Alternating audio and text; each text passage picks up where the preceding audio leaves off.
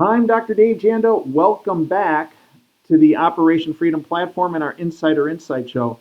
I am honored to have with me someone who's an incredible patriot and someone who has been fighting for every American's freedom for decades,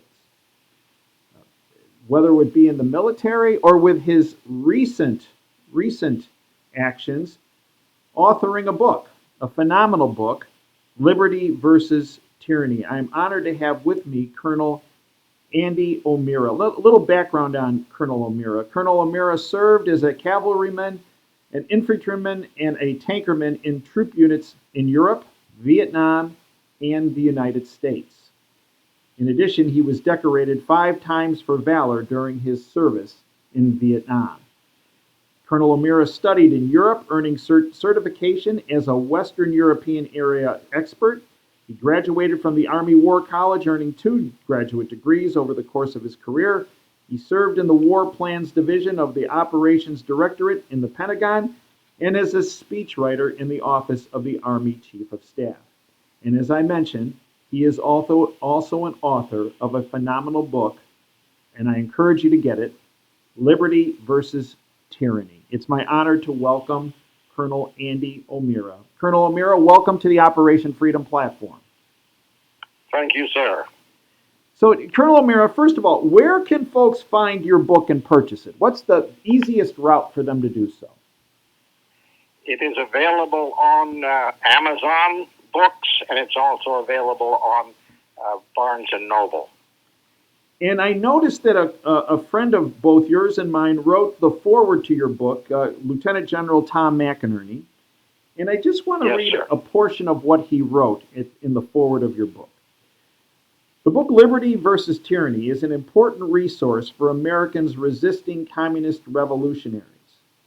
The book shows the organizational structure, the political strategy, and the tactical methods used by Lenin, Mao, Ho Chi Minh, and the American Communist Party. Law enforcement officers, military and intelligence officers, FBI agents, and concerned citizens can prepare themselves for the challenges we face opposing communist insurrections by lessons contained in Colonel O'Meara's book, Liberty versus Tyranny. Colonel O'Meara, educate our listeners about how our listeners can prepare themselves, as General McInerney outlined, for the challenges that we face opposing these, what many people believe is hyperbole, but in fact is a statement of fact, the communist insurrection that we're all facing. That's a great question, and it's a difficult challenge that we face in America because we are swimming upstream, so to speak, because the popular press, the mainstream media, is adamantly opposed to conservative opinion that is in opposition to socialism, Marxism, and secular humanism. So our liberal media is supporting the other side in this struggle. So it's a very difficult challenge we face. It's important, though, that we seek out resources that are available to us, and that's what I'm trying to bring to the attention of my readers through my book, Liberty versus Tyranny. Colonel O'Meara, when a reader picks up your book and then reads the entirety of the book, and it's very well written, and they put it down, what are the couple big take-home messages you want the reader to leave with? The first thing we got to recognize is the Communist Party is not only active in the United States of America, it's very effective. It has infiltrated our government, it's infiltrated our schools, Hollywood, and the local media is very, very supportive. So we have a great challenge. We have to understand that challenge as a starting position. And from there we can go forward to educate ourselves on how we fight against communism. And when we fight against communism, and in your book, you historically, as General McInerney actually mentioned in his comment, you look at communism through many decades' time. What, as you review, and you're a historian by nature, when you review how uh, people that fought against communism, those that failed and those that won, what are some of the biggest hallmarks of those that beat the communists? Uh, it's interesting to note the battle Mao fought to come to power in China. We have two models of communist revolutionary warfare. One by Lenin that was designed to take down industrial countries with a large working class. The other was developed by Mao. Mao developed the model for revolution to capture control of agrarian societies that are based on peasant labor. The Mao's effectiveness was really dependent upon the intervention of the Japanese. When the Japanese invaded China in 1936, they drove out the nationalists from central China and from away from the port cities into the interior. And they left huge swaths of agrarian land open for the communists to penetrate, because the police forces, the military of the nationalists, the KMT, were driven out of China and down into the south. So the Japanese opened the door for the communists to seize power in China. Prior to that time, the nationalists under Chiang Kai-shek were very effective in containing the communist movement and actually driving them out of South China up into Yunnan, the north of China, where they were isolated at the time. So Chiang Kai-shek was effective. He was destroyed, neutralized by the Japanese intervention, and that opened the door for the communists. The communists need some help if they're going to succeed, and the Japanese Imperial Army provided that help to them. So let's take that same model and apply it to what's happening here in the United States. As you mentioned and outlined, dissected throughout your book, the communists always need help and support in order to not just gain a foothold, but to push their freedom stripping agenda on whatever society they've targeted. So now let's look in 2021, Colonel O'Mara. What help and support are the Marxists and communists getting in our own country of the United States of America currently to enhance their foothold and advance their agenda? We have many that we would call fellow travelers who are communist sympathizers who provide active support. These are in the media, they're in Hollywood, and they're in what we now refer to as the deep state. They're within our government structure. So they get help from their allies that are scattered throughout the society, unfortunately. You know, it's interesting because when I read your book, and you mentioned about how the Japanese opened the door for the communists to push for Mao, for the communists, for the Marxists to push not just their agenda, but their totalitarian rule in China. And here's a statement, or what I came away with in looking at your book, that just as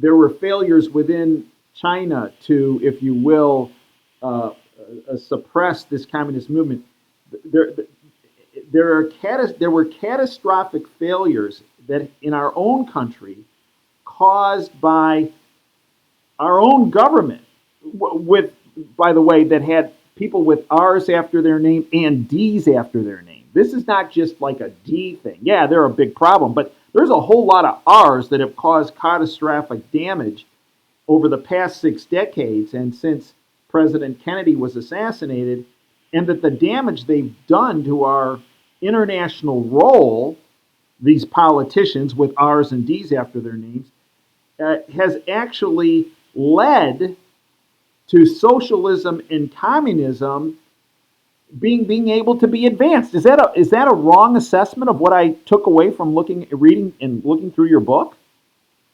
That's absolutely correct. What we find is when there's a change of government from the Republican administration to a Democrat administration following an election, the Democrats have a pattern of activity to take down or destroy progress made by the Republicans, to neutralize the progress that Republicans have made in advancing our national interests and in combating communism, whether it's in Southeast Asia or it's in Europe or Latin America.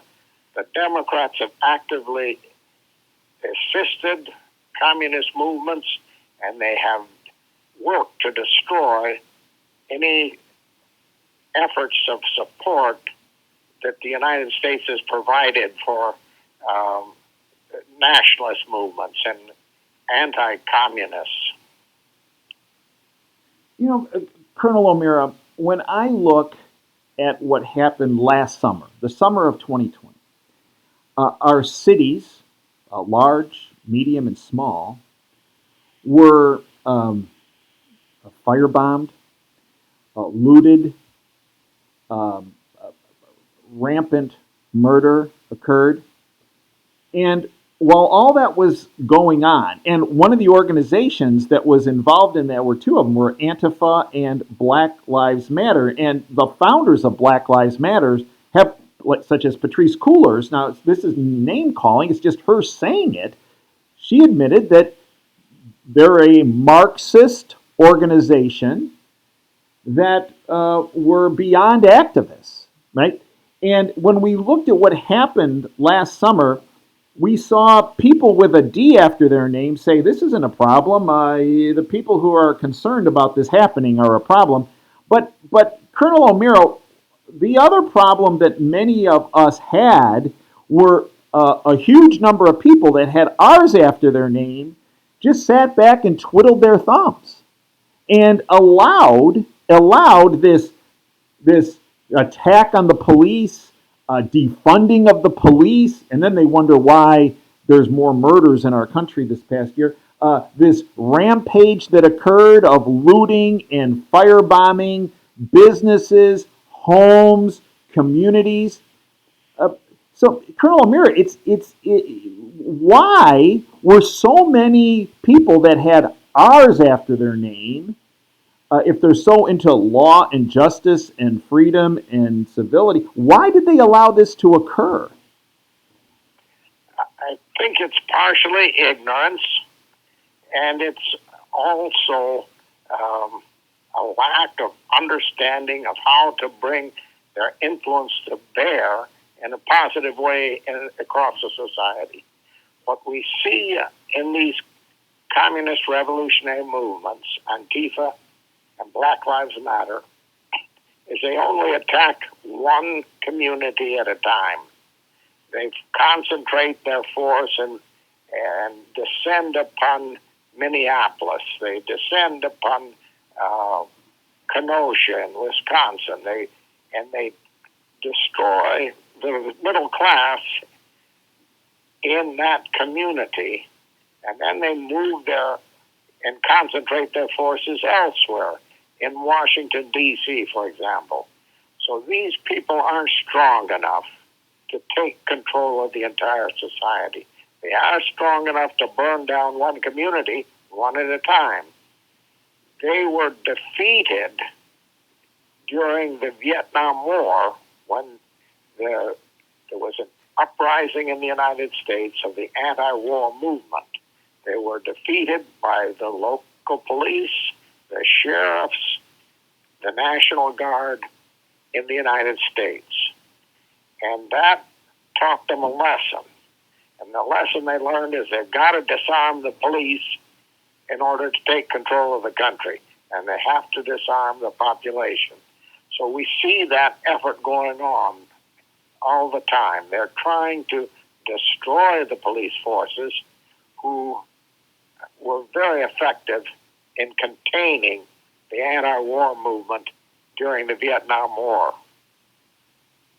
Colonel O'Meara, let's go back again to last summer. If you had been contacted by President Trump, and I have been very critical of the advice he was given throughout his presidency by those around him, which I believe adversely affected his presidency. If Colonel Andy O'Meara had been contacted by President Trump at the height of the Black Lives Matter Antifa rampage that was occurring across the country. I mean, if people, I don't think you and I disagree about this. People, it's fine that people peacefully protest. It's when they start the looting and the firebombing and the murdering that is no longer a protest. That is an insurrection. Colonel O'Meara, if you were called into the Oval Office at the height of when this death and destruction was occurring across our country last summer, what would you have told the president to do? I would have told him to intervene locally using the powers of the executive branch. If we recall, President Eisenhower intervened in Mississippi when the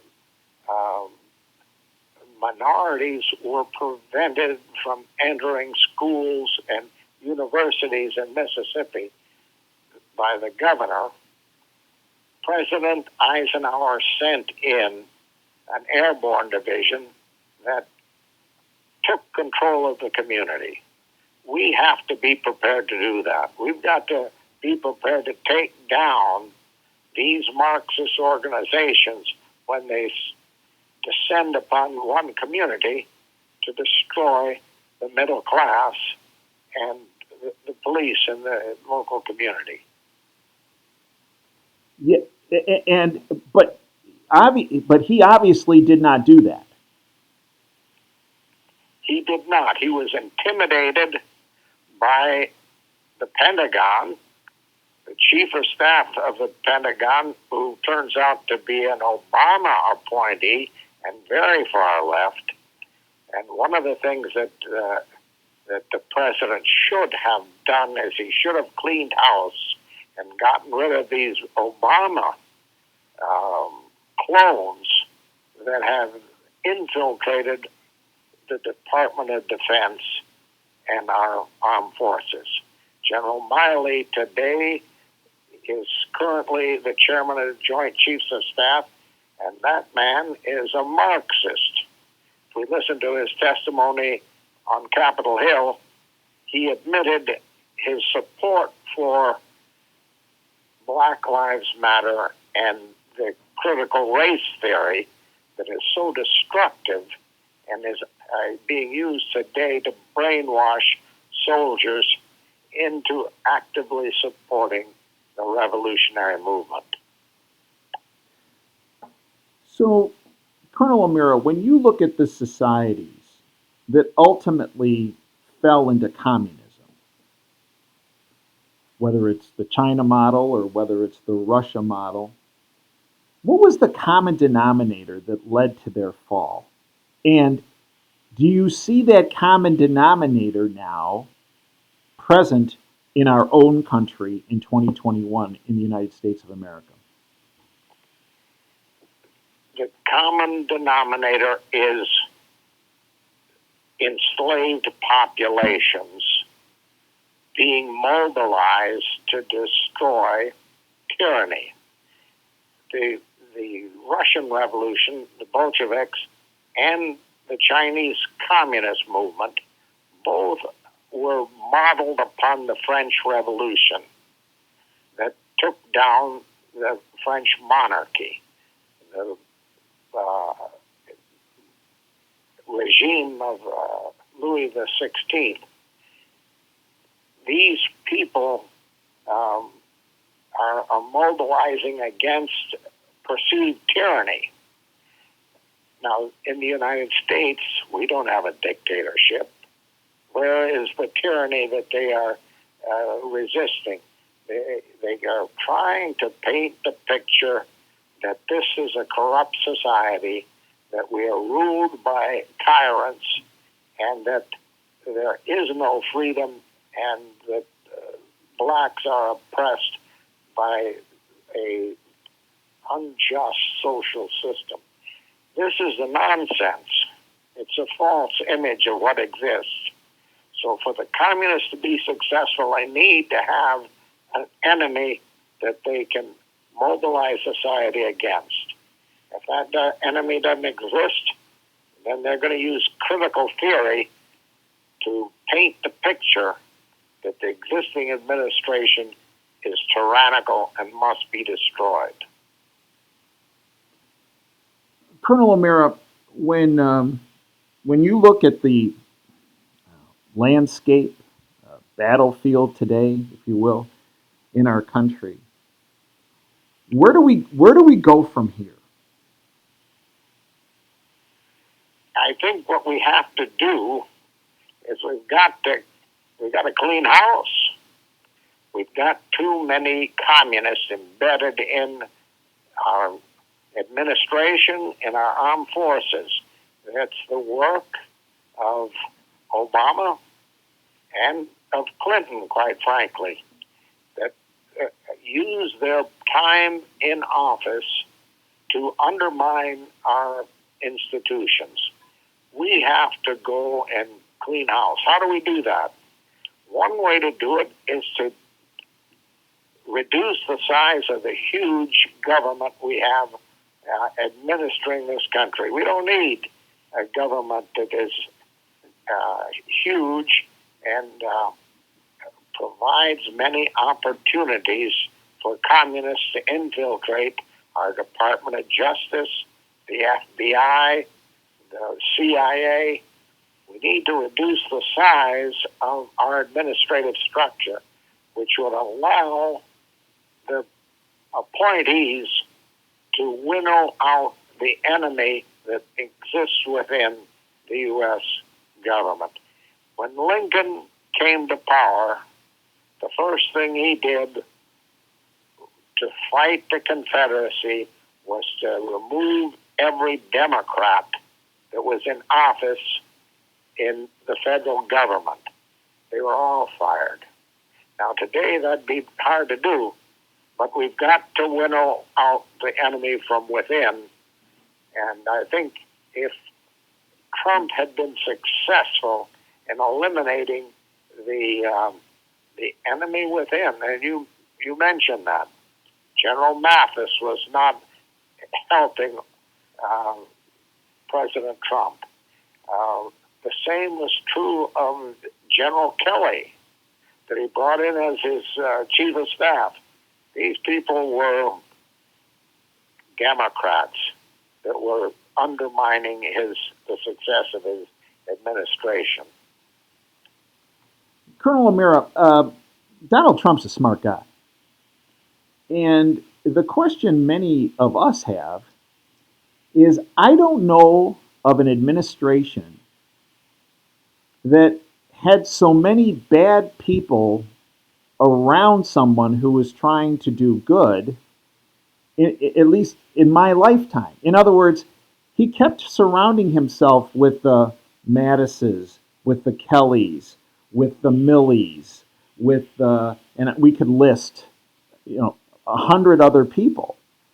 It appears that we had 4 years to potentially clean house, and instead, we kept getting more of the same deep state players that were working for the syndicate. How do you rationalize that for a smart guy to keep doing that? One of Trump's great strengths is he was an outsider, and he didn't take contributions from big pharma and from high tech, and so he couldn't be bought by those who offer bribes to our politicians and have created the swamp in Washington. Trump was independent. They couldn't buy him. So that was a great strength. Mm-hmm. On the other hand, his position as an outsider did not allow him to recognize where the strength was located and who was the enemy. So he didn't do well in staffing his own organization.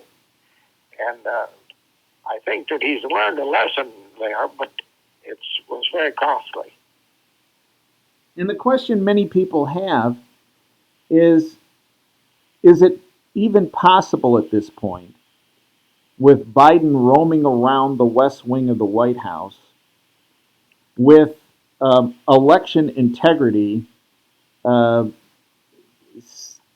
we're still looking at using machines potentially in 2022 and 2024. The question is, Colonel O'Meara, is it still possible to clean the house, which you state is, and I agree with, is absolutely needed to get our country back on a freedom-based platform? Is it too late to clean house with Biden roaming the West Wing, the fact that our judiciary, in fact, all three branches of the government are compromised, as you put it, and the fact that we still have the same infrastructure in place that led to the election 2020 debacle still in place so far for 2022 and 2024? If we are to be successful, the people must maintain faith in the Constitution. Excuse me. And this is essential, that the people believe that we can be successful, that our democracy can be saved, the Constitution can be saved. So this positive attitude is essential if we're going to enjoy success. Beyond that, we have to take the steps one at a time to clean house and to go after the enemy. The enemy is vulnerable, but if we do not move intelligently and maintain the faith of the people, we have no chance. I want to read a segment from your book, and here's what you say. Given the progressive history of intimidation, fabrication, and the use of violence to impose their will, the possibility of a level playing field is remote. It is a contest between amoral progressives bound by no law except political expediency and conservative American citizens seeking God's will through ethical and responsible actions. It is an asymmetrical contest that makes the concept of a level playing field meaningless. So, I think that's absolutely true, and it is incumbent upon us to keep the faith, to work steadily against these people, to maintain our police power, and to take down these communist organizations. We got to start locking these people up. We can't let them out on bail. We got to put them in jail, and we got to keep them there. So, Colonel O'Meara, what's the best way for folks? Let's start local. What's the best way for our listeners to adversely affect this communist movement in their local communities? What are the best things they can do locally to stymie those that are pushing this communist Marxist agenda? We need to silence some of these communists that are very active in the local media. And we've got to, at the same time, we've got to strengthen our police and our sheriffs that are maintaining local peace. And we've got to do this within the law. But within the law, we have opportunities, and we've got to make sure that we strengthen those and support those who are working for us. And one of the things I've encouraged, and tell me if you think this is superfluous or it might make a difference, is I encourage people to get involved in their local school boards and what's happening in their local schools, because these then become breeding grounds for more of this Marxist communist ideology to be, if you will, quote, mainstreamed, end quote. That's correct. And that's a wonderful point. If we allow the communists to retain control of our institutions of higher learning, we are doomed to if not failure, then continual struggle. So we've got to clean house, and we've got to do that using our legislatures at the state level. We can use the federal government if the feds are on our side, but right now they're not. So we've got to depend on the state and local governments to clean house.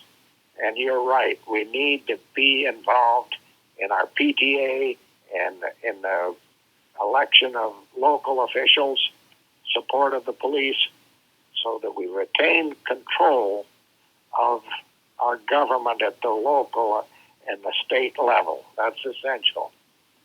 Colonel O'Meara, many people say, well, I could contact my representative in the House in their state and my senators in my state.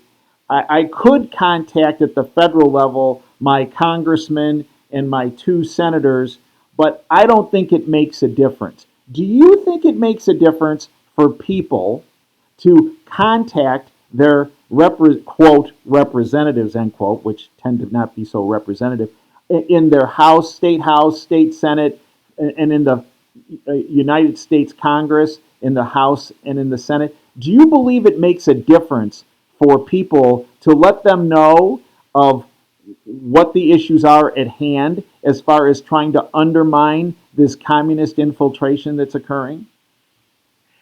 Absolutely. That's a wonderful point. We've got to support our elected representatives, and we do that by getting to know them, by talking to them, expressing our opinions, and when they make promises during the campaign, we've got to hold them to those promises, and we can't let them go to Washington and then ignore what they've told the people they're going to do. That's one of the problems we face. The Chinese communists, the left, has seduced many of our elected officials with bribes.